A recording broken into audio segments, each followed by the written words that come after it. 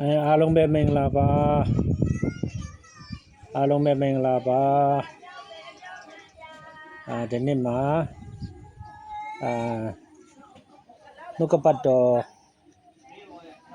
ကောင်းစဉ်ထားပြီးတော့နည်းနည်းလေးဝင်ငါတက်တည်ခံချင်ပါတယ်ပထမဆုံးနှုတ်ကပတ်တော်အတွက်ဆုတောင်းဆက်ကရအောင်အနာနာတကူရှင်ဖဖျားတာရမီနာပေါ်မှာကိုရောရဲ့ကောင်းတဲ့တော်မူခြင်းနှုတ်ကပတ်တော်ရဲ့နည်းနည်းတော့အရာများကိုဖွင့်ပြပေးမယ်ဖြစ်တော့ကြောင့်ကျေးဇူးကိုချီးမွမ်းပါတယ်နားထောင်သူ online ပေါ်မှာနားထောင်သူ YouTube ပေါ်မှာနားထောင်သူရောက်တိုင်းပေါ်မှာရတဲ့ခင်ရဲ့ကောင်းချီးမင်္ဂလာများတက်ရောက်ပြီးနည်းနည်းတော့အရာများကိုနားလည်ရတော့ခွင့်ပေးတော်မူပါယေရှုဖခင်နာမတော်အားဖြင့်ဆုတောင်းဆက်ကကြပါရဖဖျားအာမင်ဆိုတော့နှုတ်ကပတ်တော်ဆိုတာကကောင်းစဉ်ကတော့နှုတ်ကပတ်တော်ဖြစ်ပြီးတော့နှုတ်ကပတ်တော်လေ့လာတဲ့အခါမှာစကလုံးတစ်လုံးချင်းစာပိုက်တစ်ပိုက်ချင်းဝါကြတစ်ခုချင်းလေ့လာမှတာအမှန်တရားရှင်းရှင်းလေးနားလည်နိုင်မယ်ဖြစ်ပါတယ်ဒါကြောင့်မို့နှုတ်ကပတ်တော်ဆိုတာပြုထုတ်တော်အမိန့်တော်စကားဖြစ်တော့ကြောင့်တနည်းအားဖြင့်ပြောရမယ်ဆိုရင်ပြုထုတ်တော်နှုတ်ကပတ်အမိန့်တော်စကားသာဖြစ်ကြောင်းအရင်သိစေချင်ပါတယ်ဆိုတော့ယောဟန်အခန်းကြီး1အခန်းငယ်1မှာအစအဦး၌နှုတ်ကပတ်တော်ရှိ၏နှုတ်ကပတ်တော်သည်ဖယားသခင်နဲ့အတူရှိ၏နှုတ်ကပတ်တော်သည်လည်းဖယားသခင်ဖြစ်တော်မူ၏အစအဦး၌နှုတ်ကပတ်တော်ရှိ၏ဆိုတော့ထာဝရဖယားအရင်ရှိရမလားနှုတ်ကပတ်တော်ဆိုတဲ့ပြုထုတ်တဲ့နှုတ်ကပတ်အမိန့်တော်စကားအရင်ရှိရမလားနှုတ်ကပတ်တော်ကိုအရင်ရှိတယ်လို့ဟောပြထားတယ်ဆိုတော့ဖြစ်နိုင်မလားနာဝိညာဉ်ပုဂ္ဂိုလ်ထာဝရမြတ်စွာဘုရားသခင်အရင်ရှိမှတာပြုထုတ်တဲ့နှုတ်ကပတ်အမိန့်တော်စကားကနောက်မှရှိရမယ်ဆိုတာကိုသိတာတယ်ဒါဆိုရင်အစဦးနိုင်ဆိုတာဘာလဲနောက်မှတဖြည်းဖြည်းနဲ့ဖြည့်ရှင်းပေးမယ်အာယုံစိုက်ပြီးတော့နားထောင်ပေးကြပါလို့ဆိုတော့ဒီနောက်ဆုံးတော့ဝါကြမှာနှုတ်ကပတ်တော်ဒီဖယားသခင်ဖြစ်တော်မူ၏လို့ပြောထားတယ်ဆိုတော့ပထမဝါကြမှာအစဦး၌နှုတ်ကပတ်တော်ရှိ၏ဆိုတဲ့အတိုင်းစဉ်းစားကြည့်နှုတ်ကပတ်တော်ကဖယားသခင်ဖြစ်တယ်ဆိုတော့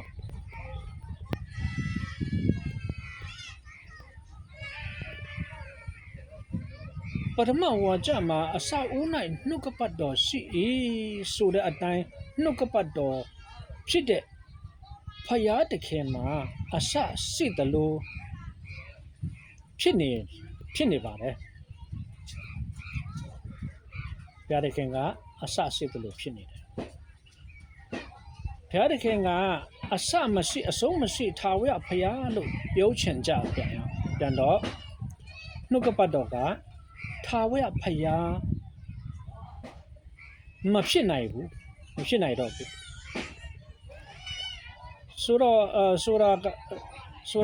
ဆိုတာကိုထင်ရှားသိတာလာပါတယ်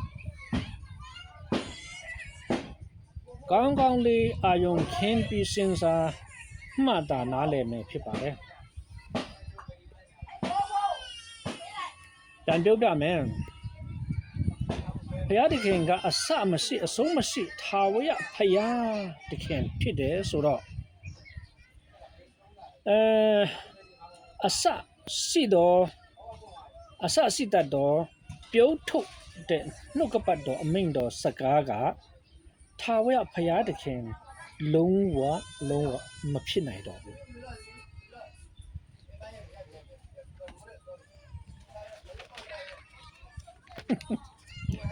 ဆိုတော့ဒါဆိုရင်အစဦးနိုင်ဆိုတဲ့စကားကဘာရဲ့အစအဦးဖြစ်ရမလဲအစဦးနိုင်ဆိုတာအစဦးဆိုတဲ့စကားကဖန်ဆင်းခြင်းအစကိုသာပြောချင်တာဖြစ်ပါတယ်နှုတ်ကပတ်တော်ရှိဆိုတာဘာကိုပြောချင်တာဖြစ်မလဲနှုတ်ကပတ်တော်ဆိုတာပြောထုတ်တဲ့နှုတ်ကပတ်အမိန့်တော်စကားဖြစ်ပြီးတော့ဖြစ်စေဆိုတဲ့နှုတ်ကပတ်အမိန့်တော်စကားကိုအရင်ပြောထုတ်ပြီးမှအရာခတ်သိမ်းကိုဖြစ်လာတာကိုအထူးဖော်ပြခြင်းလွန်းလို့သာကျမ်းစာကအစအဦး၌နှုတ်ကပတ်တော်ရှိလို့စပြောချလိုက်တာပဲဖြစ်ပါတယ်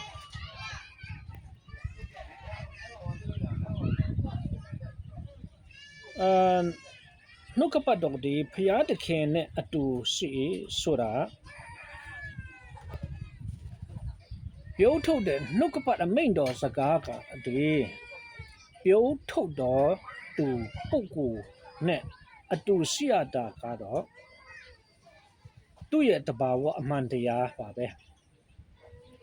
ပုဂ္ဂိုလ်တပါးတူကပြောထုတ်မှဒါစကားဆိုတဲ့စကားလုံးရှိရတာဖြစ်ပြီးပြောထုတ်တော်သူနဲ့ပြောထုတ်တော်စကားအတူရှိရမယ်ဖြစ်ပါတယ်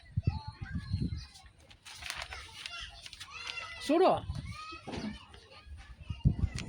နှုတ်ကပတ်တော်ဒီဘုရားသခင်ဖြစ်တော်မူဆိုတာပြောထုတ်တော်နှုတ်ကပတ်တော်အမိန့်တော်စကားပြောထုတ်တော်ပုဂ္ဂိုလ်တော့လုံးဝမဖြစ်နိုင်ပါဘူးစကားကစကားပါပဲပုဂ္ဂိုလ်ကပုဂ္ဂိုလ်ပါပဲစကားကပုဂ္ဂိုလ်မဟုတ်တယ်လို့ပုဂ္ဂိုလ်ကလည်း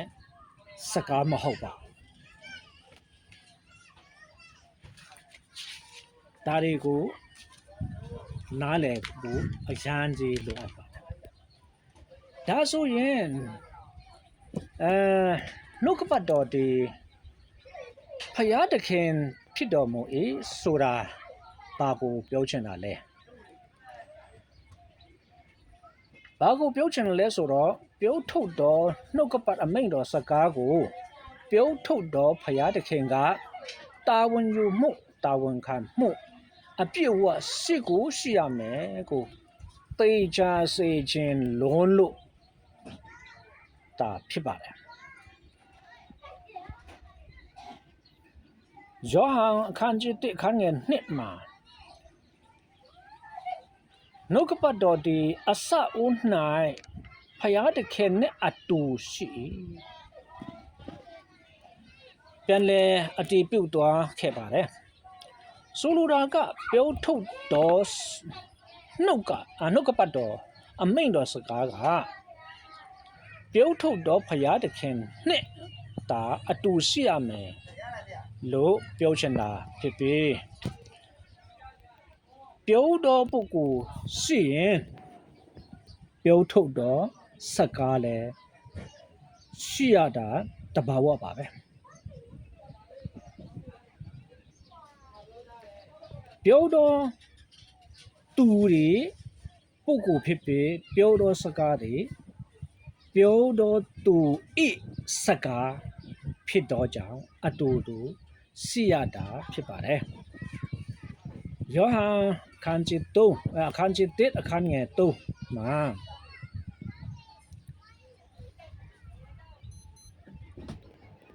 နှုတ်ကပတ်တော်ဒီခတ်သိမ်းသောအရာတို့ကိုဖန်ဆင်းတော်မူ၏ဆိုလိုတာကဖြစ်စေဆိုတဲ့နှုတ်ကပတ်အမိန့်တော်စကားအားဖြင့်သာခမည်းတော်ဘုရားကအရာခတ်သိမ်းကိုဖန်ဆင်းတာဖြစ်ပါတယ်လို့ပြောချင်တာဖြစ်ပြီးအတီးပြုတ်နေတာပဲဖြစ်ပါတယ်ဆိုတော့ယောဟန်အခန်းကြီး1အခန်းငယ်4မှာ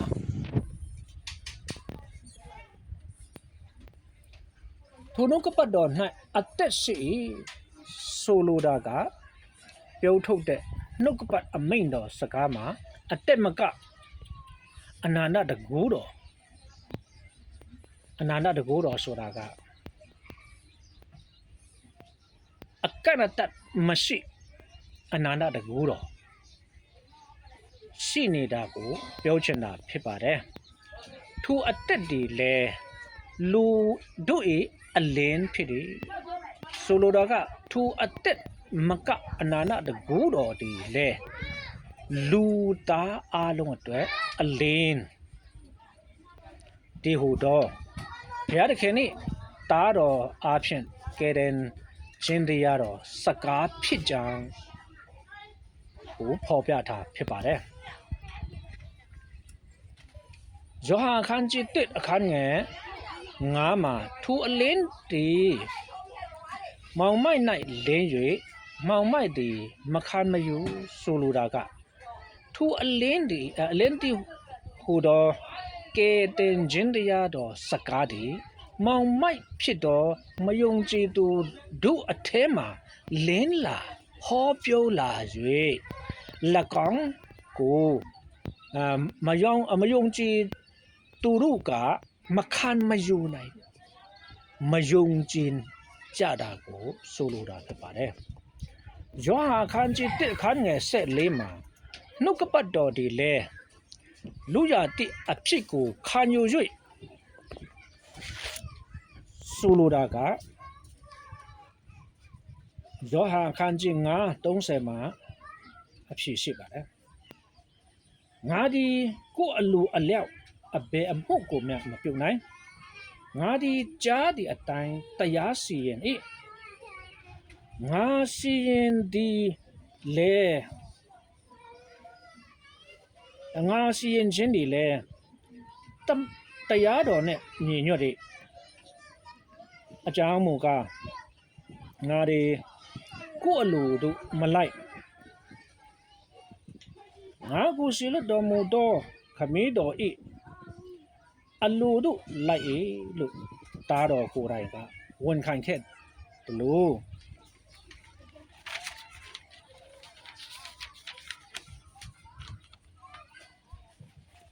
တားတော်ယေရှုကိုယ်တိုင်ကလည်းဝန်ခံခဲ့တယ်လို့ခမည်းတော်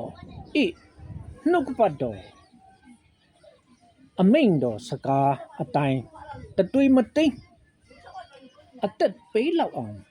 လိုက်နာလှုပ်ဆောင်ဟောပြောဖို့တာလူရတိကိုခံယူတော်ကြောင့်တာကျမ်းစာကတားတော်ယေရှုကိုနှုတ်ကပတ်တော်ဖြစ်